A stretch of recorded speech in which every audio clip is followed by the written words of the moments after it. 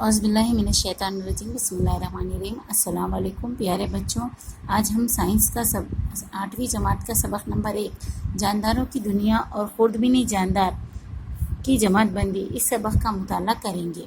پیارے بچوں، آپ نے پچھلے سال جو سبق پڑھا ہے اس کے اندر آپ نے جانداروں کے توافق، مسکن اور جغرافیائی علاقے، ان کی حالات، اس کے بارے میں مطالعہ کیا تھا۔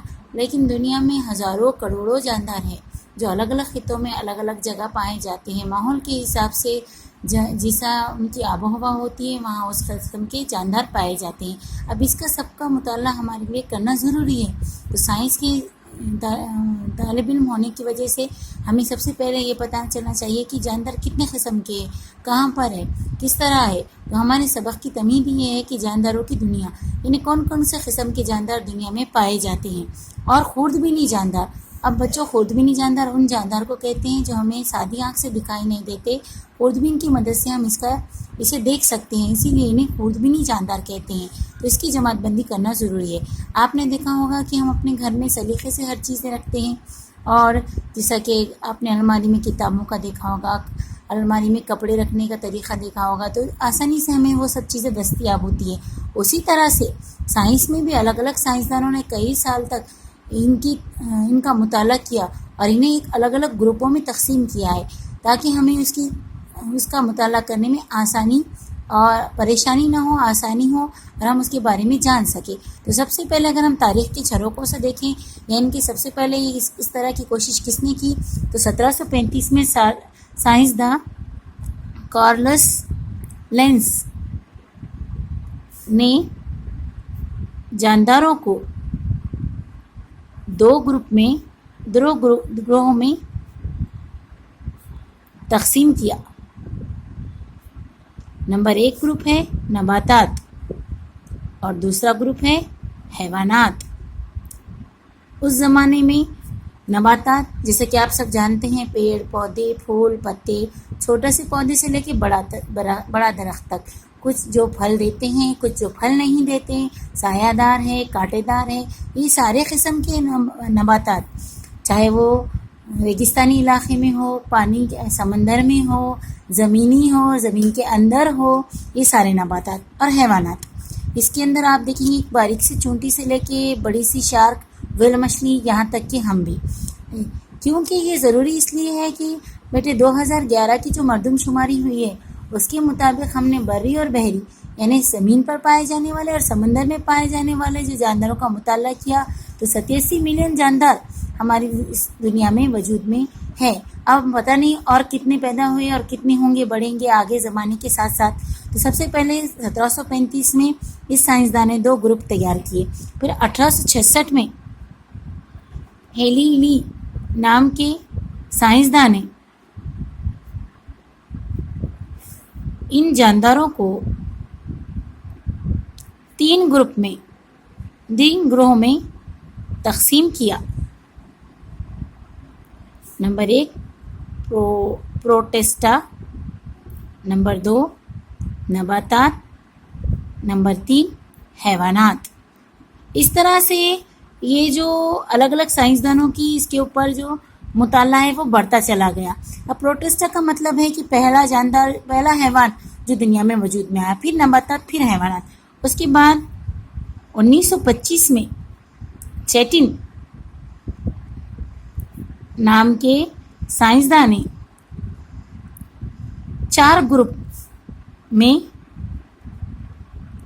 ان جانداروں کی تشکیل کی، جس کے اندر آپ دیکھیں گے سب سے پہلا گروپ ہے مونیرا، دوسرا پروٹسٹا، تیسرا نباتات اور چوتھا ہے حیوانات۔ اس طرح سے الگ الگ سائنسدانوں نے الگ الگ وقت میں الگ الگ طرح سے اس کی جماعت بندی کی۔ اب سب سے پہلے جماعت بندی کی تعریف، جانداروں کے گروپ اور ذیلی گروپ میں انہیں تقسیم کرنا، اس کی پڑھائی کرنا، اس کی تعلیم حاصل کرنے کو ہی ہم جماعت بندی کہتے ہیں۔ آپ کی کتاب کی صفحہ نمبر 1 پہ اس کی تعریف بھی دی ہے، لیکن جو سب سے جانا پہچانا اور سمجھو جو مقبول ہوا وہ دریافت ہے رابرٹ ویٹکر کی۔ رابرٹ ویٹکر نام کے سائنسدان نے 1969 میں 5 اقلیتی نظام یا عالمی نظام تیار کیا جسے سب لوگوں نے قبول کیا۔ اب 5 اقلیتی نظام کس بنا پر تیار کیا انہوں نے؟ تو 5 اقلیتی نظام انہوں نے اس زمانے میں، جیسے کہ خلیات، آپ نے اس سے پہلے کے پچھلے سال یا اس سے پہلے آپ نے نباتات اور حیوانات کی سب سے بڑی چیز جو ہوتی ہے جس سے وہ بنتا ہے وہ ہے خلیہ بیٹے۔ اس خلیے کی بنا پر، اس خلیے کی وضاحت کی بنا پر یہ تشکیل کی گئی ہے۔ آپ کو خلیے کی ساخت پتہ ہوگی۔ نباتی خلیہ، 2 قسم کے خلیات ہوتے ہیں، نباتی خلیہ، حیوانی خلیہ۔ نباتات میں پائے جانے والا نباتی خلیہ اور حیوانات میں پائے جانے والا حیوانی خلیہ۔ اس کے فرق کے بارے میں بھی آپ جانتے ہوں گے کہ خلوی دیوار ہوتی ہے، خلوی دیوار نہیں ہوتی۔ اب اس طرح سے آگے، تو اب یہاں پر جو رابرٹ ویٹکر ہے، سب سے پہلے انہوں نے جاندار کی تشکیل کرنے کی، جاندار کو 2 حصوں میں تقسیم کیا، جاندار کو 2 حصوں میں تقسیم کیا۔ ٹھیک ہے بچوں، ایک ہے واضح مرکز بردار اور غیر واضح مرکز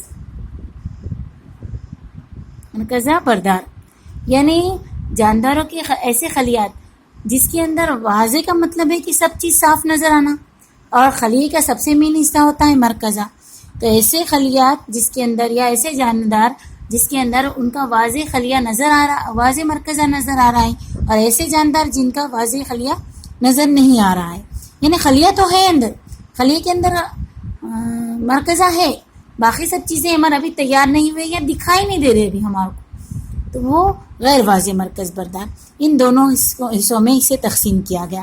اس کے بعد اس کے اندر اور 2 چیزیں ہیں بچوں، کہ ایک خلوی اور کثیر خلوی۔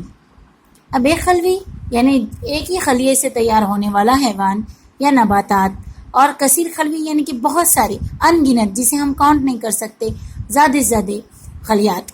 اب ایک خلوی میں، جیسے کہ آپ نے پہلے پڑھا ہوگا، کہ آپ کو پڑھا جا چکا ہے کہ ایک خلوی حیوان یا ایک خلوی نباتات ہم نے دیکھا ہے امیبا، جس کی مثال ہم ہمیشہ سے پڑھتے آئے ہیں کہ وہ ایک ہی خلیہ ہوتا ہے اور سارے افعال اسی کے اندر انجام پاتے ہیں، اسے اور دوسرے کی کوئی ضرورت نہیں ہوتی۔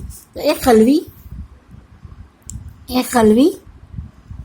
اور ایک خلوی ادھر بھی واضح مرکز بردار میں، اور کثیر خلوی، اس طرح سے 2 خلیات، 2 طرح کے خلیات، ایک خلوی ایک خلیے سے بنا، اور کثیر خلوی کئی خلیات سے مل کر تیار ہوئے۔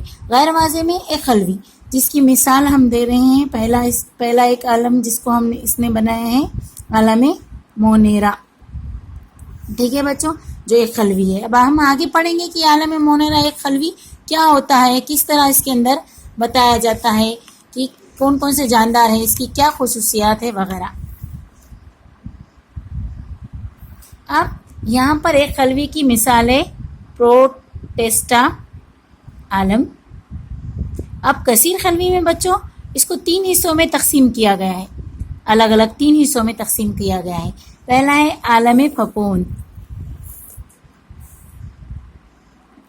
یعنی عالم پھپھوند، آپ کے گھر میں آپ نے دیکھا ہوگا کہ اچار یا گیلی روٹی پہ کبھی کبھی پانی گر جاتا ہے، یا بریڈ کے ٹکڑے پہ، تو اس کے اوپر ایک سفید جالی سی تیار ہوتی ہے جو چیزوں کو خراب کرتی ہے، وہ ہے پھپھوند۔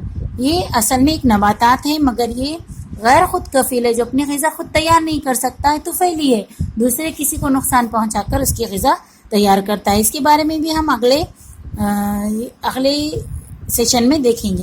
اس کے بعد ہے عالم نباتات، یعنی کہ پورے قسم کے جو عالم ہیں نباتات کی، اس طرح سے، اور عالم حیوانات۔ اب عالم نباتات اب خلیات کے بنا پر کر رہے ہیں، تو خلیے کے اندر جس میں خلوی دیوار موجود ہوتی ہے، سبز معائنہ ہے، خود کی غذا خود تیار کر سکتا ہے، یہ عالم نباتات۔ اور عالم حیوانات یعنی کہ اس میں خلوی دیوار نہیں ہوتی، اپنی غذا خود تیار نہیں کر سکتا، دوسروں پر مشتمل ہوتا ہے۔ بس یہاں تک ٹھہریں گے ہم، اس کے بعد کا اگلے اس میں پیریڈ میں دیکھیں گے۔